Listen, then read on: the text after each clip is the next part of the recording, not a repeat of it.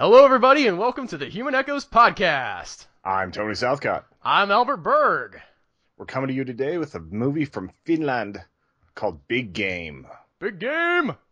If you have been listening to this podcast for any length of time at all, you've heard us talk about this. You've heard me be excited about it. I've been pumped for this game for like 4 or 5 months, ever since I first saw the trailer, Tony. I think the trailer first dropped in, I want to say, May or March, whichever one of those comes first. March. Yes, March is the first one. I remember when it happened because you started to hyperventilate and do like your high pitched like ah thing. It was so good because it was like it's okay. So for those of you who haven't been listening for a really long time, back in the day we reviewed Rare Exports, which is a Finnish film about a kid who finds evil demon Santa Claus, and him and his redneck Finnish hunting dad and their friends blow up evil demon Santa Claus with dynamite, and they escape, and they take all the little elves that look like Santa Claus and put them and ship them off, and it's a weird movie, but it's awesome. Yeah, it's fantastic. One of my favorite Christmas movies. Same director, same kid, same dad, apparently not a sequel for whatever reason. I don't know why you can't blow up evil demon Santa Claus and save the president later, but apparently they thought that was too much of a stretch. This is also more English-speaking than Rare Exports was. For sure. The only reason I could think of is, would you really need to send him on like a test of manhood after he took care of the evil giant Santa? Yes, I will buy that. I would buy that because he didn't do that much. I mean, he was hanging on to the bottom of that helicopter in Rare Exports, but it's not like he didn't kill anything. You're still talking about the difference between like helping destroy the giant evil Santa versus like going and getting a deer, and that's like the rite of passage. Yeah, he's got to be on his own to get the deer, though. He had help for giant evil demon Santa. That's true. He's gonna be out in the woods by himself with just him and his four-wheeler and a little bow. Not even like a compound bow, like a recurve or whatever. Yeah, old school recurve. Yeah. So I would have really... bought it as a sequel, is what I'm saying. I need this to be part of a trilogy. Where's movie 3? I don't know what happens. He goes to space in movie 3. This needs to be part of a trilogy, is all I'm saying. Anyway, we're not talking about... Obviously, we're talking around the movie, but the premise of the movie is that Samuel L. Jackson is the president, because why not? He's doing his best, like, Herman Cain impression by the looks of everything. Yes. So and there's some evil plot against him. He's ejected from Air Force One when some missiles are fired at it. Air Force One is blown up, and there are people hunting him. But fortunately, he meets up with the little Finnish kid, Askari, also known as Ranger, because they just throw that line in there. He's like, you can call me Ranger. I love that he's trying so hard to be tough. President. I'll call you president because it sounds better. It sounds better. I call you president. I love this kid. So he ends up, grounded and running for his life after he gets out of his little Mercury lander escape pod thing. And I just thought, especially the first half of this movie, Tony, just was exactly what I wanted it to be. I felt like it faltered a little bit towards the end. For me, it lost its grip on me, where like once they got into that sequence where the helicopter's dragging the refrigerator through the woods, I was a little bit like, for some reason I'm not caring as much. But everything up until that, with Askari and Samuel L. Jackson and the sort of father issues that he's dealing with, Askari, not Samuel L. Jackson, he doesn't have father issues in this. As we assume. Yeah, well, he doesn't talk about him. He has president issues. Yeah. But all of the stuff that they're going through together and their relationship, I really, really connected with. And all of the bad guys are, like, really cool. I liked when the one... I was going to say, this has, like, one of the best, like, small casts of bad guys I've seen in a long time. Well, especially the dude who was, I guess, supposed to be, like, Arabic or something. I couldn't exactly tell what his nationality was for real, but... His name is Hassan, so I was assuming he was Arabic, but he looks like he might be kind of a mix. But his entrance, as he, like, gets out of that helicopter and the dude just, like, pulls open the chair for him and he sits down in it without even looking, I was like, this dude is cool! This dude knows what he is doing! Then he tells the man to start running. Yes, that whole sequence was perfect. It set him up as just that really cool movie psychopath. That, I mean, you've seen that character before, but it's just so, like, this movie doesn't do anything you've never seen. It just does it really well. Yeah. All the camera shots, and the movement of the camera, this camera's in love with this movie. Like this, it has all these great big bombastic sweeping turning, like it fits in with the music and all the action. It's not, I like the way Michael Bay frames shots, but he cuts so fast that you don't really get to appreciate it. This just lingers on some stuff for so long, and you're like, yeah. Oh, when you have those cool. backdrops, you got to use them. Definitely. Well, and you have that kid is a good actor too, in my opinion. Yeah. For being like 13, 14, something like that, he's really good. Yeah, and doing not his native language, he's a Finnish dude playing, speaking English. He does the accent. I assume he has the accent in real life. Maybe he speaks perfect, flawless English, and it's not a problem for him. But it really landed. I don't know how else to put it, but it worked on a very fundamental level for me. How did you feel about it, Tony? I've been talking about... I really liked it. I enjoyed it. I don't quite agree with you, or you said it was like the best action movie this summer, because that's impossible, considering the list of action movies we've had. But it was definitely a fun movie. It's definitely one I'm going to recommend people go to Amazon, pay the $5 so that you could watch it, support movies like this because they're awesome. That sort of thing. Like, I'm definitely on board with this movie. I can't say it was better than Jurassic World or Mad Max, but it was definitely good. I enjoyed it more than I enjoyed the most recent Avengers. I thought it had more heart than Mad Max, and definitely more than Jurassic World, because I felt like, again, there was that sort of emotional bond for me where when he is talking to Samuel L. Jackson about his dad, and you see that he's actually, we talked about how cool this kid is. He's actually not that good of a hunter. Yeah. And that aspect of the story where he's like, I've got to prove that I'm a man to my father because he's a man. He's the one I look up to. He's the greatest and the best and everything. And then he gets to that, the spot where his dad marked it on the map, and you just, like, there's that great sinking feeling in your stomach when you realize, as he's realizing what happened, where his dad gave him here where the deer are going to be, and he finds the generator hooked up to the refrigerator with the deer head inside. Yeah. I hate even talking about that because it's major, major spoilers, but it's kind of the most touching moments I've seen in an action film in a long time.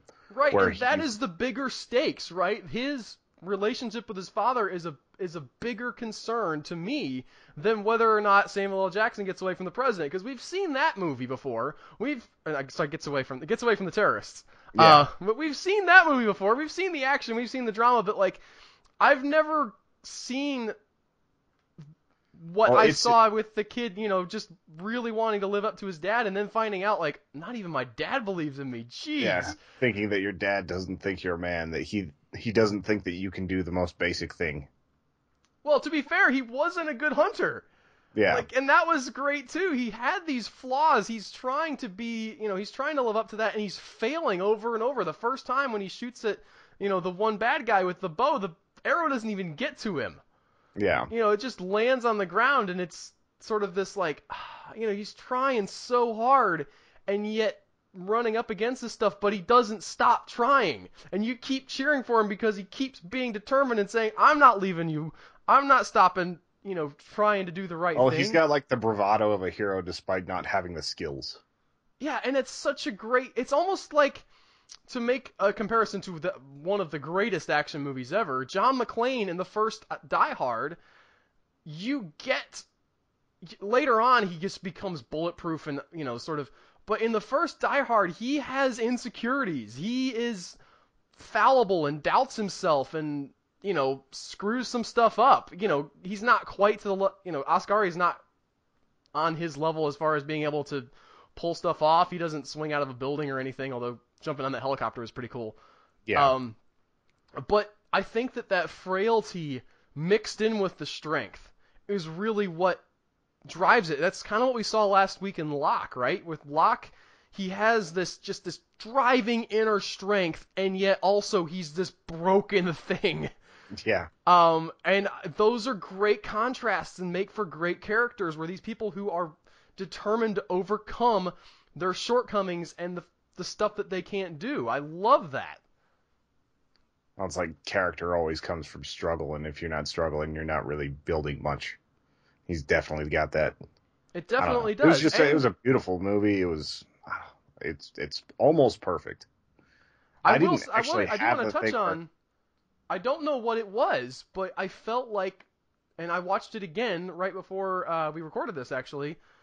But while I was working on some other really exciting stuff, I felt like after the freezer scene, right, when everything starts to kick off as far as the action goes, I feel like it lost a little bit of that heart that it had, and it kind of lost me too.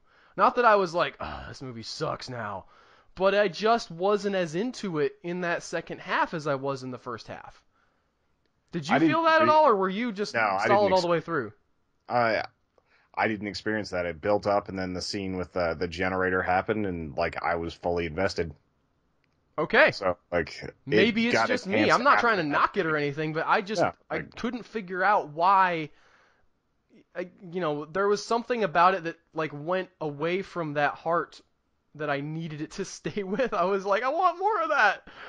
And we just got big action scenes after well, that. he still struggled at those. He was a little bit too good for his age and for everything else for what he was trying to do.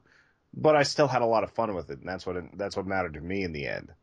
There were a couple moments too where people sort of got out of character. Our Arabic terrorist guy, he's not really a terrorist. He's like a over the top hunter, but his character was kind of all over the place. Because you started out with him killing the one guy, cold blood, okay. Then he's saying he's gonna like stuff the president and have him mounted as a trophy, and I was Yeah. like, that's a little bit crazy, but all right, I guess I can be on board with you being that kind of guy.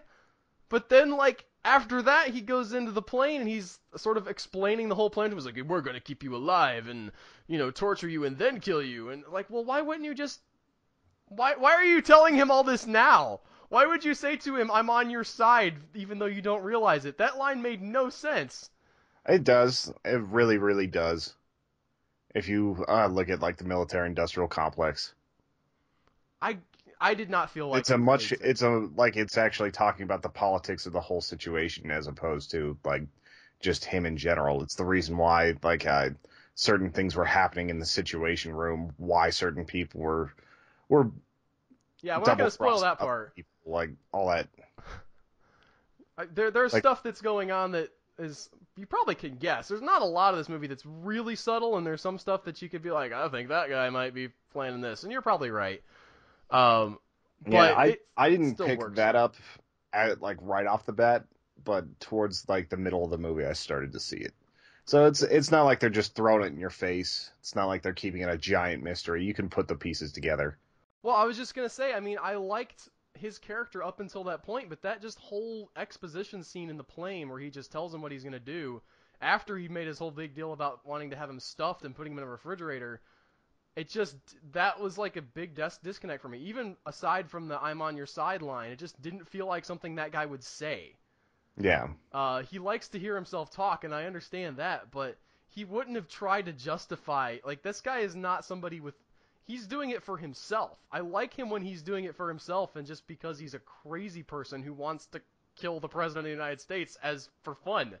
When it becomes the whole like, actually, we were going to do it for political reasons and like create political set. I was like, we're no, gonna murder man, you. that's the other people in the movie who are doing that. You're here for you. Yeah, you're just the one who had like this, saw that he had a chance to do it and is doing their bidding, but doing it for yourself. Yeah. That's the thing. So I So kind of felt like that was probably the biggest flaw in the movie for me was just his like offhand kind of character change that from what we had said. But speaking to that character, to go back to what they had set up, I thought it was really really fascinating. The guys he has following around for the guys he has following him around they're carrying guns and they're kind of his goons, but the main thing he has them there for, I realized in my second watching of the movie, they're his photographers. Like they have that big light set up when he's initially going to open the hatch and get the president out of the capsule. Well, he Like does the big game hunter pose with him and everything. right, and they're doing that all along. I originally saw that light from the night scene and I was like, why did they? Is that something they should have painted out of the shot? For the lighting purposes. I don't see. And like then later on when I saw the guy with the camera, I was like, oh, he set that up so that he would have light to take the picture with the president ahead of time. That was. And that to me was just sort of like opened up his character. It was like, oh, I get it now. Oh, vanity. Is there anything else? Like, is there anything you want to wrap up Big Game with?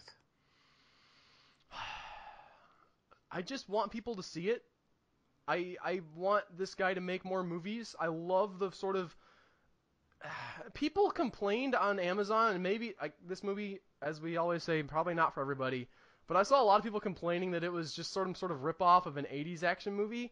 And I really felt like while the plot is very similar to an 80s action movie, the amount of heart that it has and the connection that I felt with the kid really elevated above that. And the sort of loving cinematography as well. Like this isn't some gritty down in the dirt like a Commando type thing. This is a beautiful movie. And it's shot beautifully, and I want this director to do more. I want him to do more of these crazy, off-the-wall, over-the-top, awesome movies. And I hope that that he's able to do it. I hope that it was, I think, the highest, the biggest budget for a Finnish movie of all time for this, which I can see, although it's still not, you can still sort of see the strings, and it's obviously nowhere near a lot of what Hollywood does as far as budget goes. Yeah, and only a few things looked questionable. Like some of the CGI looked a little bit bad. Some of the explosions were a little bit weird. But anytime it was practical, it looked perfect. Yeah, and you can almost forgive. I mean, some of that is it's so over the top that you almost aren't worried that the big helicopter swooping in at the end don't look real because it's such. That was like some George Lucas adding extra ships type stuff right there. But it feels like it's kind of it's almost dreamlike anyway in that moment. So, and the framing of the shot is just like perfect, like dead on with the helicopters coming through in the background, and you're just like, all right. For me anyway, that worked. It didn't work against the movie for that not to be a perfect shot. Yeah. So I guess I just want more. I want more of this type of thing. Not this exact movie, but I want more from this director. I want more from this kid actor. I thought Samuel L. Jackson was good in it. What? Do you have the director's name offhand? I do not, but I will pull it up and find out. Yeah, I really liked Samuel L. Jackson in this movie. It's weird to see whenever he's kind of vulnerable. Like he's not a badass by any means in this movie, and that's part of the problem and part of why certain members of this, certain people just really don't like him. But I thought that he was strong enough and that he wasn't the type to give up. He just kept rolling with it. And like he had some genuinely good moments with Asghari. The director's name is Jalmari Helander, by the way. And I would like to just add on to what you said about Samuel L. Jackson, because that's an excellent point. But him and Asghari both are very much not fit for the action hero role in this. I actually, while I liked Samuel L. Jackson's performance, I would almost have, if I was casting this movie, cast somebody less fit. Like fatter or something, because I would have almost believed that a little bit more with some of the comments that were made about, the one guy who's doing it is just like mad at how much of like he's like he couldn't even do a push-up. Yeah. Which, like, Samuel Jackson was skinny and not like ripped for this movie, but he definitely didn't look like he was that out of shape. Right, and his that persona, it was great to see those fight scenes where he's just getting his butt kicked. Yeah. Like, he is not doing well at all. He manages to make it through the movie, but it's not one of those things where he's like the Terminator or something, or Arnold Schwarzenegger, like, well, Arnold Schwarzenegger is the Terminator. What am I saying, Tony? I'm saying he's trying not to tough. Say that, he has to act and tough. he doesn't transcend into some crazy tough guy that's all of a sudden proficient either. Yes. So, Oh. So that's what I have to say Stays about Big consistent. Game. You guys should watch it. I liked it. If you like sort of great action stuff, Tony probably is right. It's probably not as good as Mad Max as far as Yeah, but like. this is another entry into the awesome summer of action movies that we've had. And I know that if you guys wait long enough, it'll probably be on Netflix. But if you dig movies like this, really go do the Amazon thing and do the and just get it. It helps make more movies like this. And like Netflix is great. It gets a lot of people, it gets a lot of eyes on there, but it doesn't get a lot of money to the original filmmakers as opposed to going and actually buying the pay-per-view.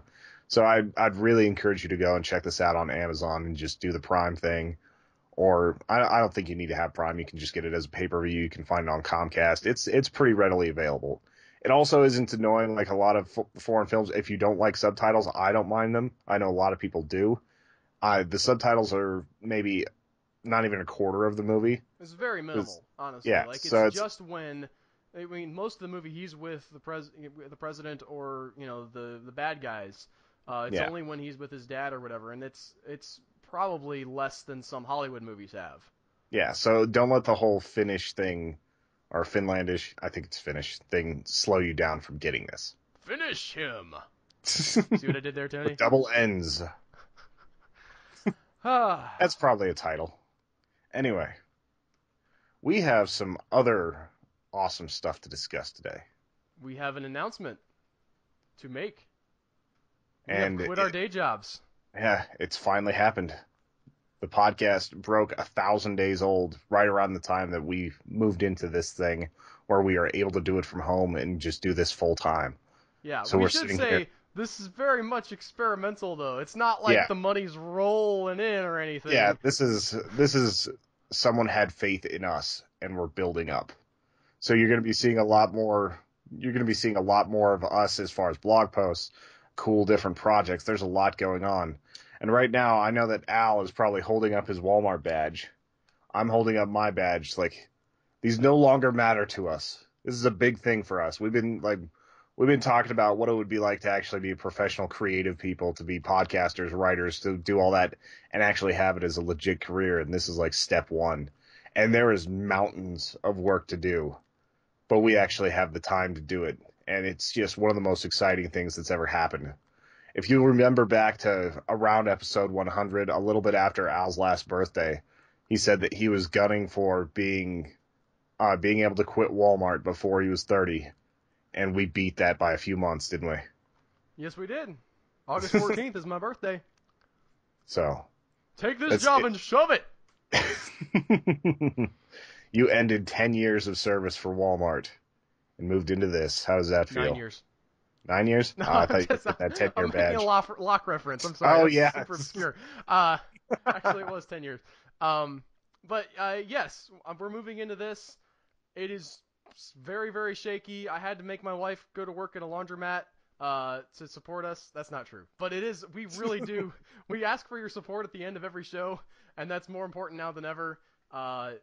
We are going to be throwing ourselves into this full time and trying to make the best stuff possible for you guys, and we really need you guys to get behind us and help us out. Tell people about the podcast. Leave us a rating on iTunes.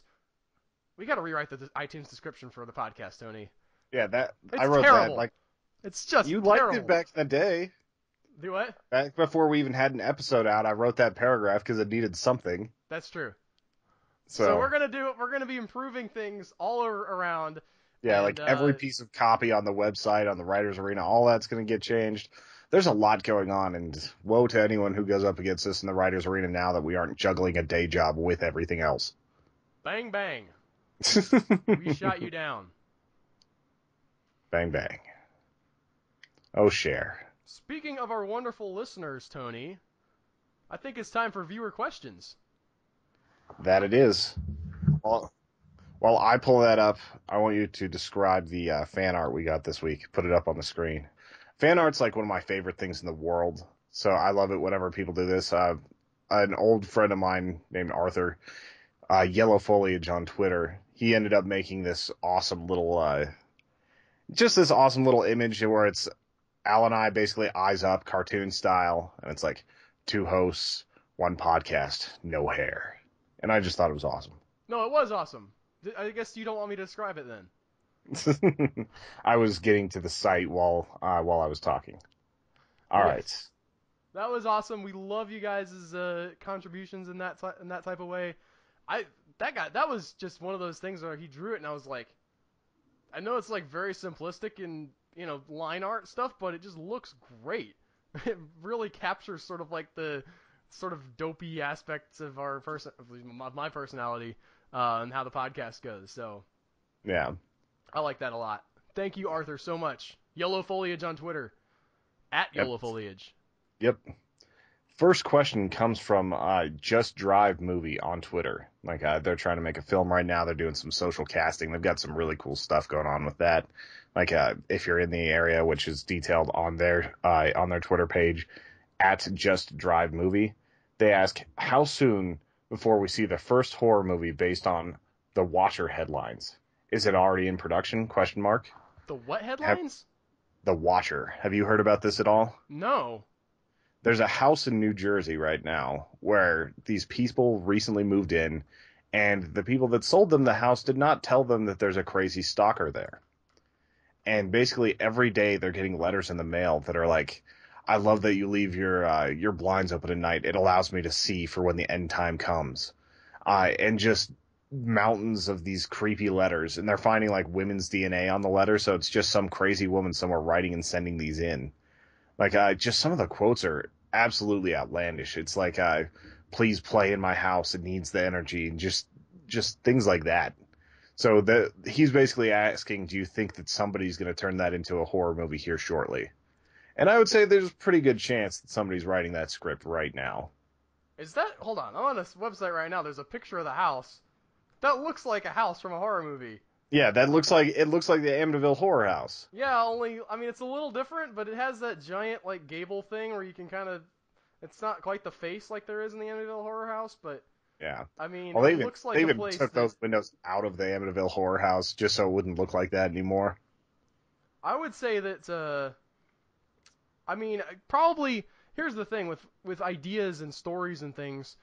A lot of times they won't, somebody may not write a story about this exact event, but they will probably be inspired by this to say, oh, yeah. Wow, what if you moved into a house and there was, something like this happening? Just so I wouldn't be surprised to see some similar idea, and probably 4 or 5 other similar ideas playing out in the near, next couple of years. The Just Drive Movie Twitter account is saying that it's probably going to be repurposed and done really poorly by a company like The Asylum first, and then a company like Blumhouse will get on it and actually make a good one, or at least that's his prediction. I mean, maybe The Asylum just makes bad horror films. I don't. They try, but it does, like I haven't seen one of their horror films that actually is good. Granted, I've only seen 2 of them, but. Well, that's why I said they make bad ones.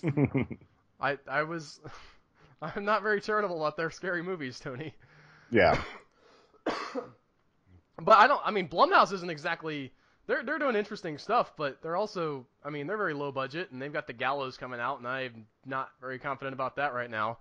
Yeah. So, when Leigh Whannell, the guy who wrote Saw and Dead Silence and some of these other movies, was talking about it, like, Blumhouse is just wanting to do their own thing their way. Like, they're saying that they would rather make the Terminator than make Terminator 2. Like, it's just like, it's a stylistic thing, and they like what they're doing, so they're going to keep doing it their way. So I definitely admire Blumhouse. Let's say that, I want to ask you a hypothetical question, though. Let's say you own this house. You're getting these creepy letters. Do you disclose that to the next people coming in? It's not something wrong with the property, right? No, it's not something that you would legally have to report either, I don't think. I don't think so. But say you moved into your house. Threatening letters? Yeah. Say that you moved into this house and you started getting those letters. What would you do? Would you try to go after they're suing the former people? I asked you first. Okay. I think that I would find it more entertaining because I find creepy, weird stuff really entertaining. And the people that were living in the house with me would probably want me to sue the people from before. And I would probably go along with it just to not have to listen to them. Or I would sleep with a shotgun next to me like I do now. I was gonna say my wife would probably be the one who is more freaked out. She would not be okay with the threatening letters and whatnot. I would guess, like, I would be saying, oh, it's probably some random 12-year-old kid who's just trying to get a rise out of us because of the bad spelling and things like that in the letters. I think you overestimate the sort of tenacity of 12-year-old kids. Most of them don't care enough to be trolling you that hard. Yeah, that's true. I think that it's probably a legit crazy person. I don't know for sure that it would be, of course, having read half an article about it, I'm an expert now. But I wonder if there's actually any danger. I assume they've called the police, but if you're getting these anonymously, I don't know what they would do.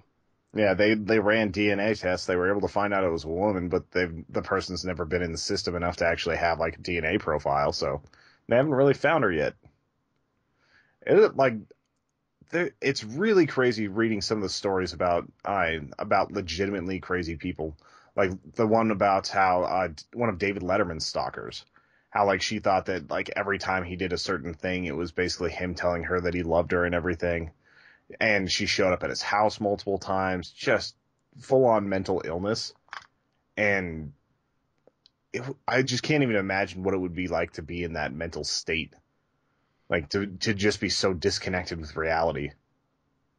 Well, that's definitely another aspect of it as well, where, you gotta, hopefully, this person doesn't get violent, but you sort of have to feel for them if they're out of control of their own sort of urges, and doing this, if your mind constructs an entire different reality for you, that's a pretty bad place to be.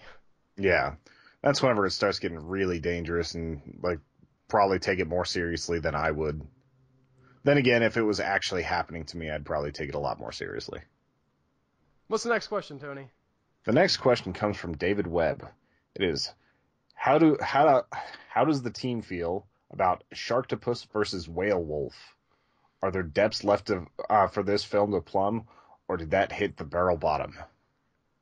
That is Doc Occupant on Twitter. Okay, so here's the thing. I actually like the Whalewolf thing. I like that monster, Tony. That's a real supposed thing that actually existed, because the evolutionary theory is that whales descended from wolves, who apparently decided, one day that they were bored with the land after they'd been on the land for a while, and they were going to go back into the water. So they, their noses migrated up to the back of their heads, and they started developing sort of multi-purpose flipper paw things. And holy crap, is that a terrifying image? That's a real thing that people think actually existed at one point. Yeah, like an ancient cousin of the wolf. It looked like kind of a long anteater thing. It was kind of interesting from the picture, or from the renderings I've seen. I forget what the technical name for it was. If Brantley was here, he could tell me, because he is the one who I actually found out about it from.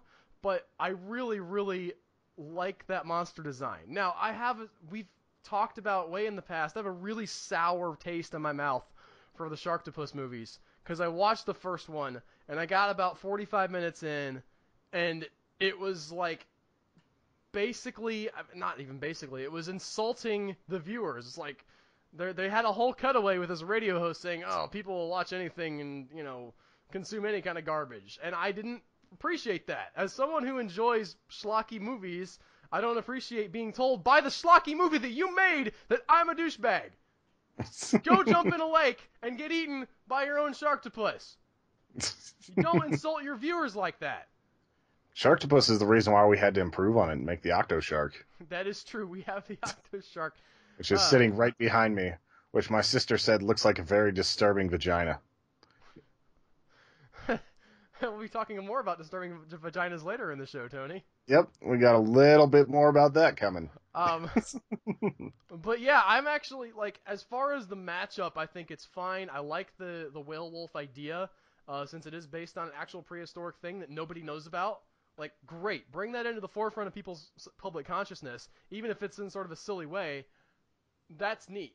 but I cannot stomach the Sharktopus thing. I can't do it, Tony. Yeah, I don't know about that. Like, it's not one I want to watch. I was more imagining like the werewhale or wolf whale or whatever it is, as like it's beached at some point and some infected wolf just comes up and bites it. And they scare off the wolf and later it turns into a In the full. trailer, they even show like this, like they're in a museum and they show the skeleton of the thing. Where before whatever it is mutates into the actual live whale wolf, they show Yeah, the skeleton of the actual animal that existed, like hanging above them. So that's they're clearly going with the actual prehistoric, creature. At least the idea of that. yeah. I see what you're saying now. I just thought it was like I thought it was going to literally be like a whale that goes werewolf under the full moon. It's It sort of just like gets all Zombievers, hairy. only Yeah, like with werewolves, gets like all hairy everything and they grows bite turns giant into some kind of a talons. wolf hybrid. Yeah. We need a Zombievers too, guys. And we both know what the title is, but we can't say it. Anyway, so that wraps it up for questions. If you want to send in a question, you can send it to @HEPodcast on Twitter. Or you can go to the Facebook page and just leave a comment on our Facebook page or in the thread that I'm going to be putting up weekly for questions. Every day you guys remind me that Facebook is a thing. Thank you. Hey, the only reason I'm on there is because of some of the fans we have on there. That's it's awesome. True. I But appreciate otherwise, the people that are on Facebook. I just don't want to talk to them. Yeah. Come to talk to me on Twitter. Yeah, if you were on Facebook, you would have to mute like 98% of your stuff and just use it as like a movie news site. But that's what we have Reddit and various other news sites for. Have you been following the news out of Greece lately, Tony? A little bit about the, like, I know that they were talking about basically completely defaulting on their loans and, like, putting the middle finger to the bank. I can't remember exactly what the story was. But they still want to be part of the EU. Like, they don't want to Yeah. leave the place where the bank's at. They call it austerity.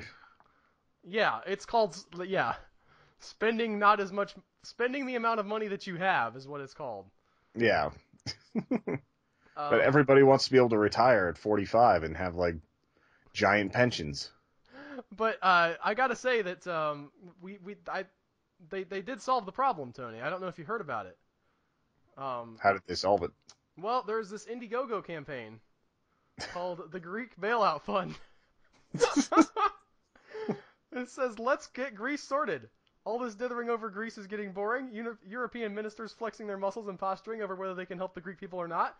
Why don't we just sort it out instead? European Union is home to 503 million people. If we all just chip in a few euro, then we can get Greece sorted and hopefully get them back on track. Easy." How much money do they have so far? Okay, that's a good question. They have 1,930,577 euros. Oh, that could pay for a few politicians. They need 1,600,000,000 euros. So they're 1% of the way there. Not even that. They're like 0.1%. Well, they unfortunately the campaign has ended on July 6th. They didn't make it. So can we do that for the U.S. debt? See if we could raise like 14 or like $16 trillion, you know? People always make such a big deal about the U.S. debt, Tony. Do you know how much debt I have compared to how much money I make? It's a lot. This house, I did not pay cash for it. Yeah. I got money from the bank. I'm paying it off over some time. It's more to me the fact that we're paying like more than $500 billion a year in interest alone. And that's our tax money just going to pay off like the interest part of it. That's it. Like I just don't see what I just said, but again, that's happening to me every month. Yeah, but you're also not a giant nation of 330 million people. I don't have $500 million in interest. It scales, Tony. I said 500 billion, by the way. Okay, 500 billion. I'm just saying. Do you know how much we could do with that 500 billion if we weren't paying it off in interest every year? Or making it bigger to the point where we're just going to default on it someday? But what we got from the bank was many trillions of dollars, and we did do stuff with that. And what are you asking? What do you know what we could do? We could go to war in Iraq, Tony. With that 500 yeah, we could spend a bunch of money and not really change extra. anything except to destabilize the region. I'm not defending that, but I'm saying don't act like it's money that we didn't spend already. We did spend it, now we're paying it back. That's how borrowing works. I know, but we didn't get anything for our investment. Well, that's debatable. What have we gotten in Saddam's Iraq dead. and Afghanistan with our investment? Not Obama. Osama bin Laden's dead. That's true. He was in Pakistan, etc. I just don't think the investment's been worth. Like, I don't think we've got enough return on the investment to really make any of it worth it so far. I'm definitely Especially not. like the I'm not going to argue that, but I mean, when you borrow, listen, we just talked about Greece. They borrow the money and they're like, we don't feel like taking it back, guys. Like, I'm not for that. We borrowed it. We should pay it back. Yeah. I'm just saying we're adding hundreds of millions a year to our debt instead of trying to get rid of it. Your house payment is going down. It's not growing exponentially every like 10 years or so. Well, I mean, that is a problem, and I understand. I'm just saying people look at debt as debt can be a good tool, and it can be a good tool that governments can use. So I'm not jumping on the bandwagon of debt is awful and terrible. Like, let's be sensible about it. And if we borrow it, let's pay it back. But let's have at least a plan to not keep expanding it. Like, anyway. It's not a politics podcast, Tony. I don't want to get into that too much. That's enough. All right. Just saying, we should probably pay it off someday, or at least pretend like we're going to. Good. I'll write a letter to President Obama, let him know. Tony Southcott, we talked about it on the podcast. We said you guys should probably pay that off someday. I hand-wrote a letter to my congressman, and he responded. You don't have to worry about it anymore, Tony. Jared Polis responded, damn it. I've written him a few letters. He probably thinks I'm a weirdo, because I actually write him letters. To who? Jared Polis, my congressman. Oh, okay. Just saying I'm not entirely inactive, despite what other people might think. I have something I got to talk about, Tony. All right. Shoot. I had to go to the doctor last week, and the doctor I went to was a urologist. And I was not familiar with what urologists did before I went to this doctor, but I became familiar with it. I walked into his office, and wait in the waiting room. The waiting room's fine and normal and nice and all that stuff. But I go back there. They call me back after I've been waiting. I go into the room where I'm going to be. You know how some doctors have the little bed that you lay on, right? And it has the paper that rolls over it, and it's all nice and good, right? You've seen that. Everybody's been to the doctor. They know about that bed. Well, I'm in this room. It's a pretty big room for one of those types of exam rooms. And right in the middle of it is one of those beds. Only it's not like the ones you've seen. It's something out of a horror movie. It's like from the 50s. It's made out of industrial grade steel. It's like painted that weird industrial blue that, those giant machines are painted, and chipping under the industrial blue is the industrial green that they used to be painted. Yeah. It's got like instead of having the nice padding on the top, it's this hard rubber gnarled thing, and it's got all these cranks and levers and like adjustment things for it. And on top of this table, sitting right there in a nice little neat row, are 3 giant tubes of lube. And I started to get a little worried at that point, Tony, because I realized what I was getting myself into. I just want to warn you people, if you go to a urologist, he's going to want to touch your penis. That's his job. That's his 7 job, years of but medical you school need to for be that. prepared. There needs to be a sign or something, Tony. I just want the warning, like, by the way, it's entirely possible he's going to want to see your dick. He might ask you to take your pants off, and not just your pants, also your underwear, and he might touch what is under your underwear, and you need to be okay with that. Whenever I went to the urologist last time, he had like giant posters of different dicks on the wall, and I was like, where am I? What the hell is happening? Like, there was something wrong with those people. Oh, this is the dick doctor. I got it. But I went in completely blind, and it was this great, like, blindside moment, because I wasn't sure, like, I saw that lube, and I was like, he's going to stick his finger up my butt. Am I getting a prostate exam? What? No, and that didn't happen. Not a Thankfully, proctologist. I was so confused. I was like, which way should I be facing? And he's just like, just take your pants off, man. And he's like this old dude who I'm sure has done this 8,000 times, and he's just sick of people like me. But honestly, in the moment, I felt like I handled it okay. Like, once I figured out, like, oh, okay, he wants to touch my dick. All right, I'll drop my pants. I'll be good. But I spent the rest of the day, like, freaking out. Just in my mind, like, I went in there and he touched my penis. He just touched my penis. I just dropped him.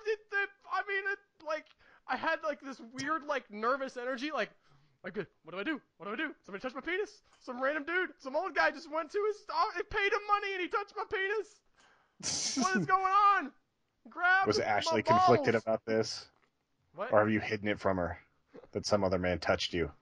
No, I called her right away. Oh my gosh! What happened? You should have warned me. She's like, well, what do you think I do every time I go to the OBGYN? I was like, yeah, but that's you. That's not me. Yeah. Yeah, women have it way worse with that. Like whenever they're checking before pregnancy or before at least the they birth don't and all like that. just insert like a clamp or something. Like that's the, the sort of thing that they do. Like just all right, we're gonna like crank it open. Well, I'm sorry for you women who have to go through that. But at least at that point you're like, well, if you're a woman, I assume that you've gone through that first stage a while back and you're used to it by now. I just needed to be prepped. I just needed to go in there knowing that people were going to see my penis who had never seen my penis before. Yeah, just have the secretary give the pep talk beforehand. Give a sheet of paper that's like, are you okay with this man asking to see or to have you take off your drawers and be all right with that? Just have it in the disclaimer. This is me doing a public service to all the rest of you guys. If you go to the urologist, be ready. If you see all those tubes of lube, be extra ready. I don't know if he's going to want to do that with you or not, but, boy, I'm about 10 years out, and I don't want prostate cancer, so I'm going to have to deal with that in about 10 years, so, yeah. Oh, the joys of aging. That's true. I've got 12 years. I will do that, by the way, and if you're older, like, don't die of cancer from your manly pride. It's like once a year, get it over with. It's not okay. Yeah. My dad had to have a whole bunch of that stuff because he had diverticulitis. They took like 18 inches out of his intestine. Oh, wow. Yeah. My sister had something similar to that as well. She had intestine removed. That was not a fun time for her. She has Crohn's disease, though. It's a little bit different. Like, her intestines get all, like, shriveled up and weird, and she's on this sort of odd diet where she can't have tomatoes she probably or takes cucumbers. This Nightshades is what they're called. Yeah. It's funny how tomatoes are kind of closely related to poisons and nicotine. But she might end up being on the same shots I am, like Enbrel's used to treat Crohn's disease sometimes. I think she is on Enbrel, yeah. So she has to write off, call the company and get them to send her some because it's super expensive. Yeah, it is. I currently don't have charity insurance. Thing for people who can't afford $4,000 a month or something for their shots. I don't know exactly. Yeah. It's a lot. The Enbrel Assistance Program is probably the nicest thing like a pharmaceutical company has done for me ever. Like they were like, okay, your copay is going to be $975, and that was with like the best insurance I've ever had. So I call them up, and they've got it down to like $10 a month for me. It's pretty incredible. People always want to whine about those, big evil pharmaceutical companies, and again, we're not political, but there's other sides to that. They do help people out, and there's almost always a way to get the medication if you're willing to look. Like for a while, I had this charity in Texas that helped me out. Like now, it's the Enbrel Quick Assist program, and they're on top of it. It takes a few minutes to sign up, and they've got the one that has it for if you have no insurance, and they have the one for if you do have insurance. The only thing they won't help you with is if you have Medicaid or government insurance, you're out of luck. They will not help you. Well, probably because those guys screw them over so bad. Yeah. They're like, nah, listen, you're in the bed with the devil. You're going to have to deal with it yourself, man. Yeah, that's why whenever I buy my next insurance, which I probably have to do later today, I'll definitely be making sure it's through a company that Enbrel will work with. It's like I could care less about any other coverage. That's the only thing I really need, maybe catastrophic coverage. Even the catastrophic stuff cover is expensive, though. I mean, Yeah. it's Like I'm not looking. cheap at all. If I, everybody complains about Obamacare and how it's supposed to be like some kind of socialized medicine, like, excuse me. yeah, it's still going to cost me $260 a month for like the first silver level plan that allows me to get the Enbrel for a decent rate. If I wanted to pay basically 90% of the cost of it, it would cost me $150 at the minimum for any sort of insurance. So it's definitely not cheap. Though the thing that made it good for me, like the main thing that Obamacare did, is the pre-existing condition thing no longer affects me. Because Yeah, and I would, that's a good rule to have. I mean, I think that yeah, helps a lot of people out. So it really sucks because all of your premiums go up because of my ass needing like $2,000 a month shots. But for someone that I wouldn't be able to do this whole podcast thing, like this couldn't be my career as a writer and everything without group coverage beforehand. Like with a few years ago, I could not do it. And do you know how much it hurts me to say that actually is happening? That like this whole like government Obamacare thing actually is helping me whenever I look at it as kind of an insolvent program that's probably not going to pay for itself. But I have to take advantage of the things where I can. I I'm a hypocrite. I don't know if I'm a hypocrite. I think you can criticize the program and say it needs changes without saying that, it's a bad program. I think that there is a line there to draw where you can say, look, there's some problems here, but also we need something like this. Maybe we need to streamline it. Maybe we need to cut some fat or something. And hopefully I'm not the fat, because that's how that always goes. Yeah. Everybody, Yeah, like my problems are important, obviously, but everybody else's problems, those guys aren't important. Um, Yeah. but as someone who's, my wife takes insulin, and so that Medicaid has really helped us through the years, and that's, man, we're getting so political on this podcast, Tony. I didn't want to go this way. But I'm thankful for the help that we can get, and I don't want government to overreach, but I do like that there are options out there for people. Yeah. It's nice knowing that I can get insurance even if I'm paying a little bit higher rates. Actually, if I look at the insurance the companies I've worked for pay, they're all paying like $450 to $700 a month to cover like my group coverage stuff. So me having to pay $260 out of pocket it sucks, and I'm gonna hate it every month.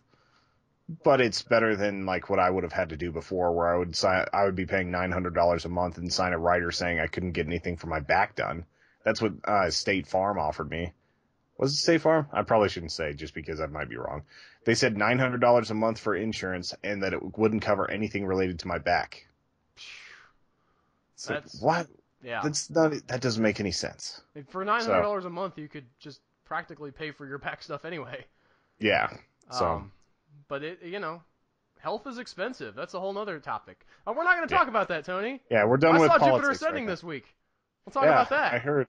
Off of the podcast, off of the politics stuff. But isn't Jupiter Ascending loaded with politics and et cetera, et cetera? No, it's loaded with feelings. I think probably too much feelings for some people. So it's like Inside Out? Not to that level. I've got to say, I heard so much bad about it. And so many people, just trashing it. And I went in to watch it to be like, all right, well, I'll get a laugh out of this, and it'll be neat looking because it's the Wachowskis. I ended up liking it. I mean, it's not my favorite movie of the year. I didn't think it was great and wonderful and perfect, but I honestly got a legitimate amount of enjoyment out of it that wasn't just like, that's a dumb line, I thought that it was a decent movie. I don't know. It's probably because of my expectations being managed, because I've heard everybody complain about it, and now I get to go in with all of that in my head and just expecting it to be kind of But yeah.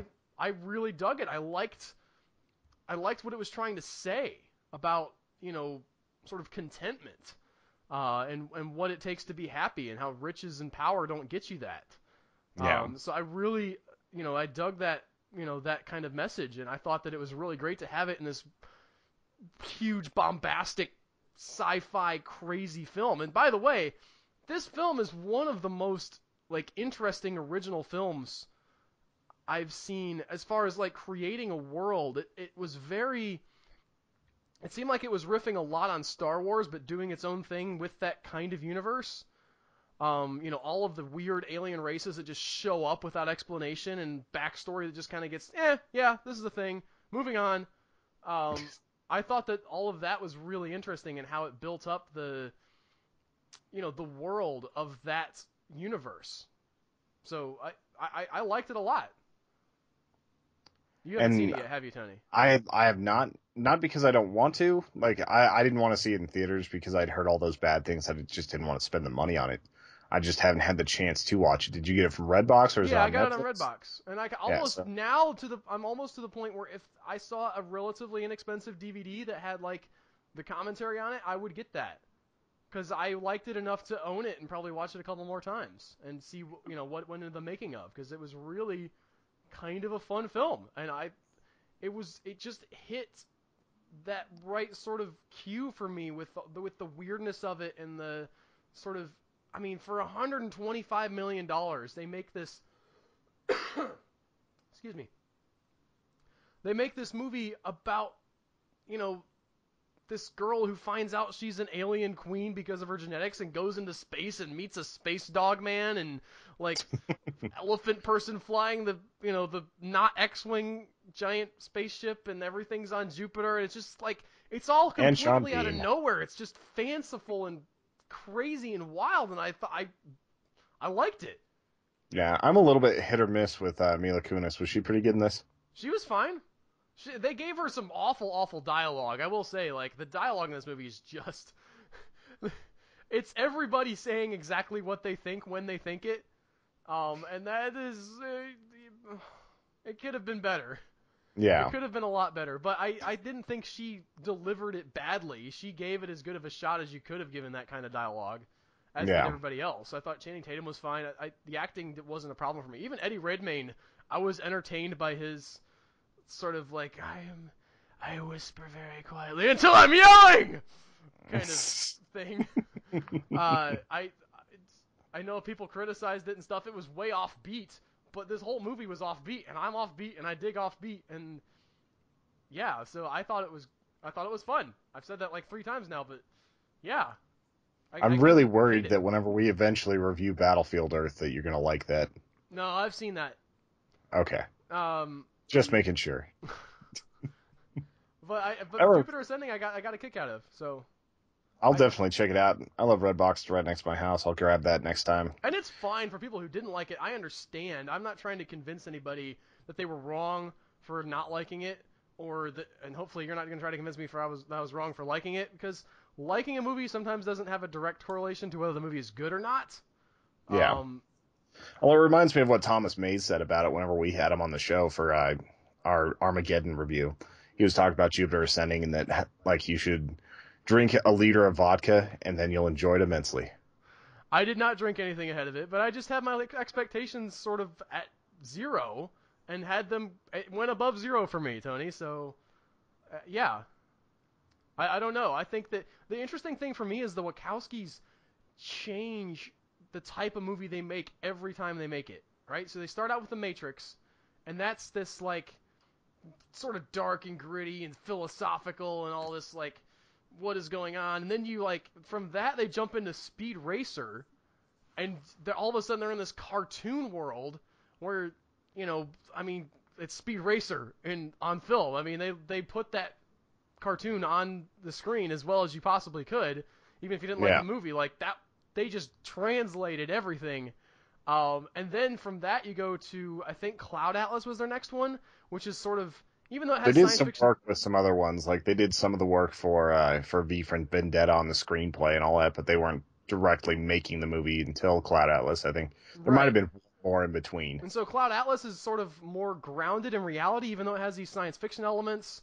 I felt like it was a movie that had its roots in reality for the most of it, because and then they go to this, and they're riffing on Star Wars and like that kind of science fiction fantasy universe. So it's not cartoony like Speed Racer, but it's it's elevated reality and doing. I just love that, even though their movies may not all hit, I've honestly not disliked any of their movies. I think probably the one that I was baffled by the most was Speed Racer, and that was sort of before I was, maybe looking a little deeper into films, I'd like to actually go back and rewatch that one, but I That can't might be a dislike sentence any of the that's never stuff that they're uttered. doing. Everybody wants them to make The Matrix again, and I really respect that whether or not they're making a movie as good as The Matrix again, they're not making The Matrix again. They're making vastly different films every time they come out.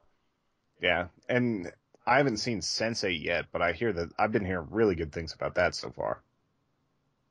I also have not seen that one, so I can't speak about it. I've been a little bit leery, but now that I say what I say about the Wachowskis, I gotta say, maybe I'll enjoy it. I'm gonna have to check it out, because it might be great. Sense8. You can rhyme there. Sweet Beat Berg, getting in the groove, making them rhymes. You Horses didn't rhyme hooves. once there.